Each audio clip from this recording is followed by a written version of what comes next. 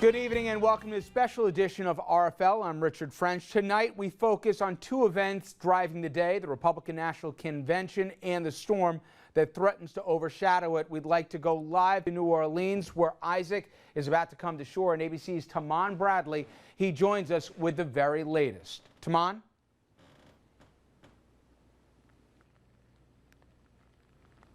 Good evening from New Orleans. Isaac is becoming better organized as it barrels in on the southeastern part of Louisiana. As you can see, the rain and wind is starting to pick up. There are hurricane advisories in effect all along the Gulf Coast, including here in New Orleans.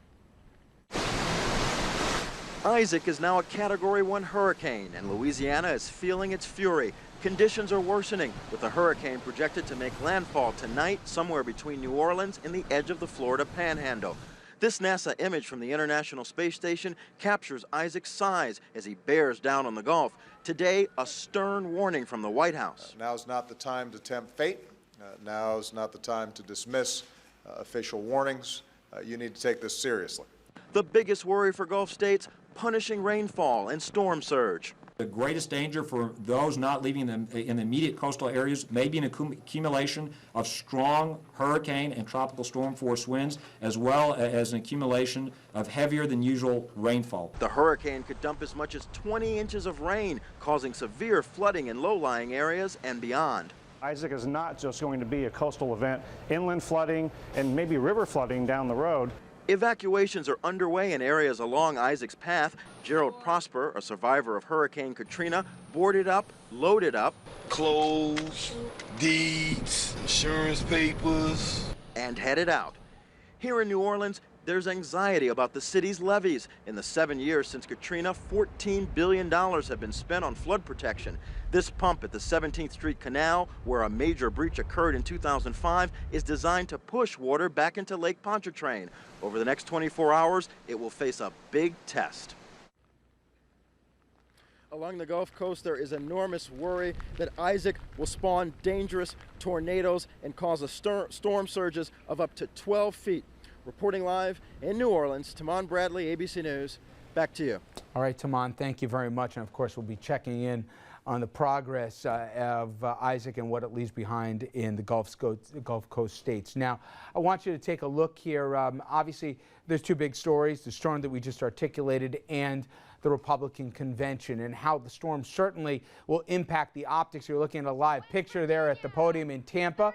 A little less than an hour ago, Mitt Romney, and just a formality, he was formally nominated as the Republican nominee. But the questions that Mitt Romney has going forward and this convention has going forward is, can they carry on with the festivities without seeming tone deaf? It's a question of optics here.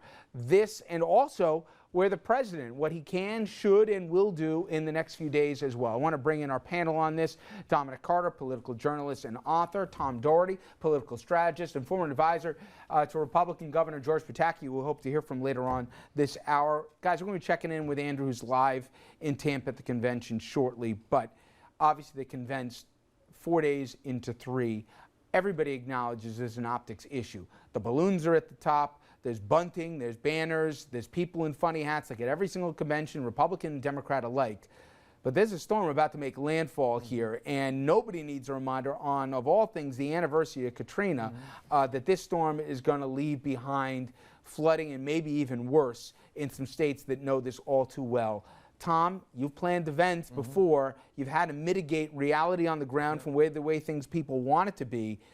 How much of an optical, really balancing act is this for the GOP? Well, I think you have to just play it by ear. I mean, you have to see how the storm goes. You have to see the severity of the storm. And clearly, you know, if this thing turns ugly, you can't be having balloons flying around the convention hall. At the same time, I think the American people understand that a lot happens in America on a daily basis. The convention of itself is not taking away with protecting the people and doing the things that need to be done down in New Orleans. As you pointed out, it comes down to the optics. I think that the convention speakers themselves, depending on what happens with this storm, need to verbalize their thoughts, their feelings on what's happening in New Orleans. We'll see how it goes, but tonight, and we'll talk about this throughout the hour, Ann Romney and Chris Christie are obviously the stars. They have different functions. Again, we'll get into the substance of what we think they'll say, but Chris Christie was asked earlier today if he was going to reference the storm, and he said, no, not really here. We're going to focus on it. And you don't want to take away from what the real purpose of this thing is, which is to make your nominee as likable, as electable as possible. But how do you do that dance, Dominic? I mean, for me, I get what they're saying, but Chris Christie was brought there for a reason. He was brought there to go right after Barack Obama, right after his record for 4 years, and do a little bit of love for Mitt Romney. Well, obviously, Ann Romney, that'll be her principal function. You go on the attack. People describe this, and you know from TV Talk, this is going to be a split-screen convention. Half the screen people are going to hear the storm, and half the screen people are going to see a podium with smiling faces. I think this thing's a tough call, and it's a fluid one, right? It's a very delicate act. It's an ongoing one. What you do in this type of situation is you go on with your show. And I couldn't have said it better than what Tom articulated. You go on with your show, and it's a fluid situation. Remember, they have people behind stage on headset, and when you see them looking directly out at the crowd, there's, as you know, that teleprompter that's way at the back of the room.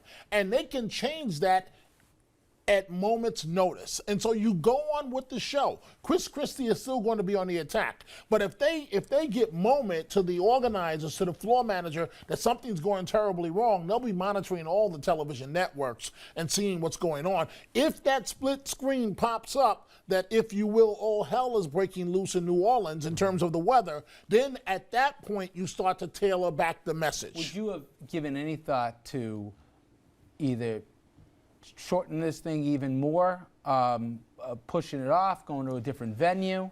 You know, I think that that's obviously a very difficult call because there's obviously a lot of logistics in there. And obviously this is a presidential campaign that we all know has dragged on forever. And this is really a very important week. And it's late in the calendar, as it very typically is conventions are, exactly. right? And for the Republican nominee, it is a very, very important week. Now, the optics are going to be strange because remember this, is that at a time when Chris Christie's given his speech tonight, the storm is just going to be about hitting landfall in darkness. So there's not a lot of visual.